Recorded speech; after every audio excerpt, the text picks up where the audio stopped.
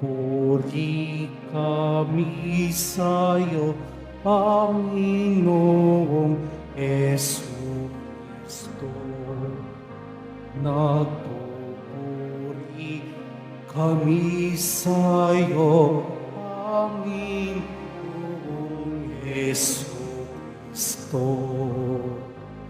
Mapalad ang nag-iingat sa kanyang puso at tapat, ang salitang nagbubuhat sa poong Diyos ng liwanag, sa tiyagay aning ganap.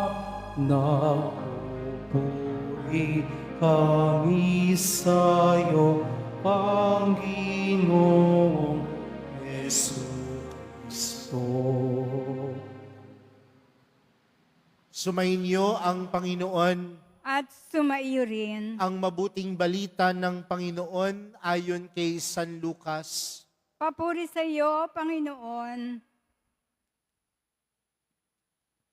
Noong panahong iyon, sinabi ni Jesus sa mga Pariseyo, may isang mayamang nagdaramit ng mamahalin at saganang-sagana sa pagkain araw-araw.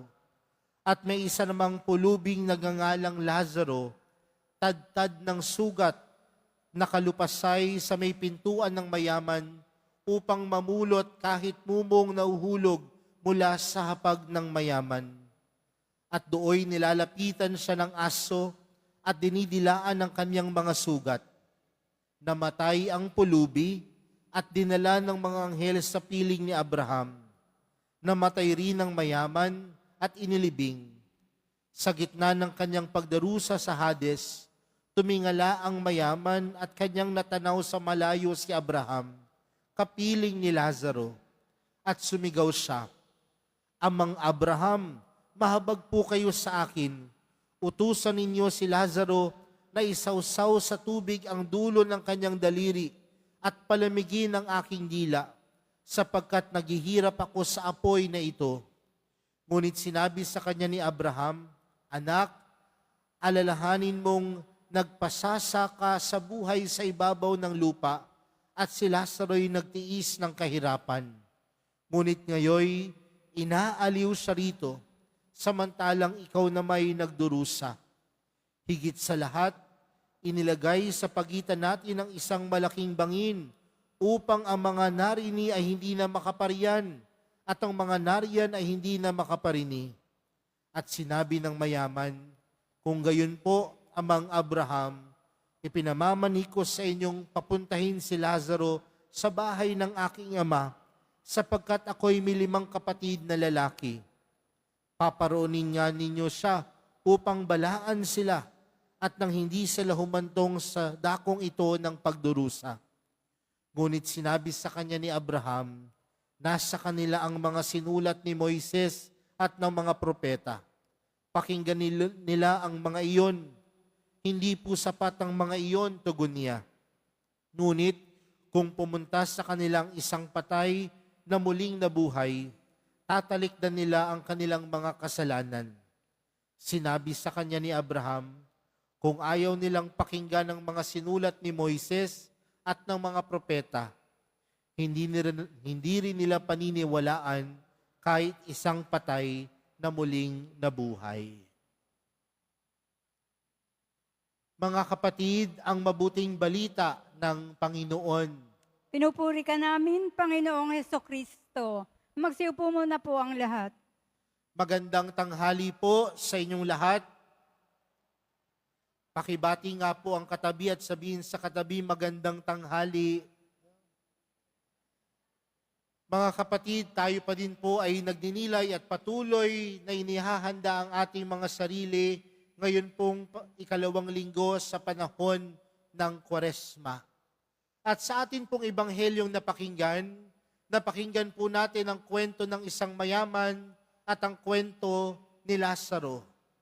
At sa dulo ng ating kwento, napagtanto po natin na ang mahirap ay napunta po sa piling ni Abraham, si Lazaro, napunta sa piling ni Abraham at nanatili po sa Hades ang isang taong mayaman. Pero ano po kaya ang pwede nating mapagnilayan at matutunan sa ating ebanghelyong napakinggan?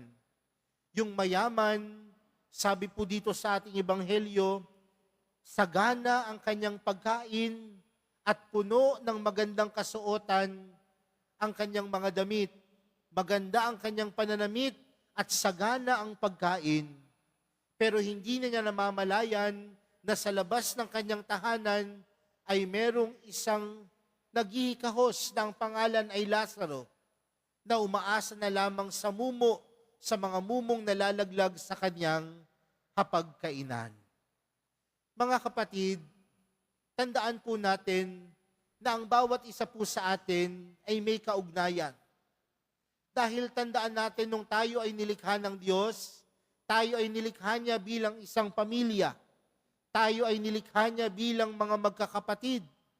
Kaya tingnan po ninyo yung katabi ninyo. Payag ba kayo, kapatid niyo po yan? Bakit parang ayaw po ninyong tingnan? Payag po ba kayo? Yan ay miyembro ng iyong pamilya. Tandaan natin, ang bawat isa po sa atin ay magkakaugnay. At kung ang bawat isa po sa atin ay magkakaugnay, dapat ang pangunahing pag-iisip natin sa ating kapwa ay ang kanilang mabuting kapakanan. Pero ang tanong, mga kapatid, iniisip pa rin po ba natin sa panahon natin ngayon ang kapakanan ng iba? Madalas kasi sa panahon natin ngayon, ang madalas nating iniisip ay ang ating pansariling kapakanan. Ayos na ako, basta makakain ako ng 3 beses sa isang araw. Ayos na ako, basta ako may maganda akong hanap buhay. Ayos na ako, basta ako marami akong ari-arian. Wala na akong pakialam sa iba, kahit ang kapwa ko naghihikahos, kahit ang kapwa ko nahihirapan. Mga kapatid, yun ang problema ng mayaman sa talinghagang binanggit ng Panginoon. Nagkaroon siya ng walang pagpakialam sa kanyang kapwa. Sagana ang kanyang pagkain, magara ang kanyang pananamit, pero hindi niya napagtanto na sa labas lamang ng kanyang tahanan, may naghihikahos, may nangangailangan ng pagkain, may nangangailangan ng kalinga. Kaya siguro mga kapatid, sa araw na ito, magandang buksan ng ating mga puso, magandang buksan ng ating isipan, na sa mundong ito, hindi lang dapat yung sarili nating pangangailangan ang natutustusan. Bagkus kasama nito ang pag-iisip natin na meron tayong pakialam sa iba. Naniniwala po ba kayo, mga kapatid, na ang bawat isa po sa atin dito ay pinagpala ng Diyos? Mukha nga po. No? Parang, pinagpala po ba kayo ng Diyos? Marahil sa panahon po kasi natin ngayon, kapag sinabi natin na tayo ay pinagpala, ibig sabihin maganda yung buhay natin. Sa panahon po natin ngayon, kapag sinabing ikaw ay pinagpala, nangangahulugan, marami kang ari-arian. Nangangahulugan, maganda ang iyong kalusugan. Nangangahulugan na marami kang pera, kaya ka pinagpala. Pero baka makakalimutan natin, mga kapatid, ang tunay na pinagpala ay ang pagkakaroon ng Diyos sa ating mga buhay.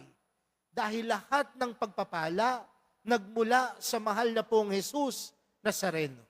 Ang lahat ng pagpapala nagmula sa Diyos. Kaya kung ano ang meron ka, hindi lang dahil magaling ka, hindi lang dahil pinagsikapan mo yan, bagkus dahil may Diyos na mabuti sa iyo. At kung merong Diyos na mabuti sa iyo, dapat ang buhay mo ay maging pagpapala din sa iba. Dahil ang tunay na pinagpala, nagiging daluyan ng pagpapala ng iba.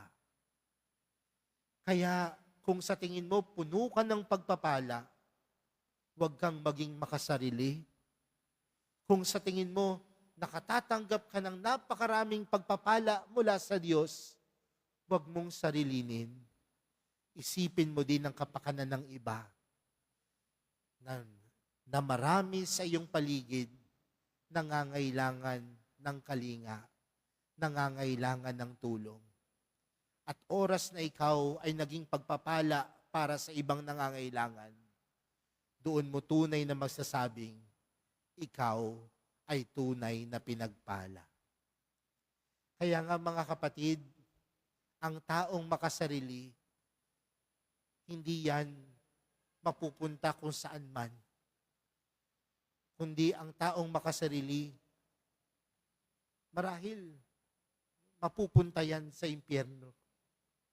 Pero ang taong marunong umisip sa pagpapala o sa pagiging pagpapala sa iba, dadalin ka niyan patungo sa kalangitan. Dadalin ka niyan patungo sa kaharian ng Diyos. Walang madamot sa buhay ng isang Kristiyano. Walang madamot sa buhay ng isang deboto ng mahal na pong Jesus Nazareno. Walang makasarili sa isang tunay na deboto. Bagkus, ang isang tunay na deboto, pinagpala. Dahil siya ay nagiging pagpapala din para sa iba. Kaya mga kapatid, sa pagpapatuloy po ng ating banal na misa para sa araw na ito, nawa mapagtanto po natin sa ating mga sariling buhay na tayo ay puno ng pagpapala. At kung tayo ay puno ng pagpapala at biyaya, nawa ang buhay din natin ay maging pagpapala at biyaya din sa iba.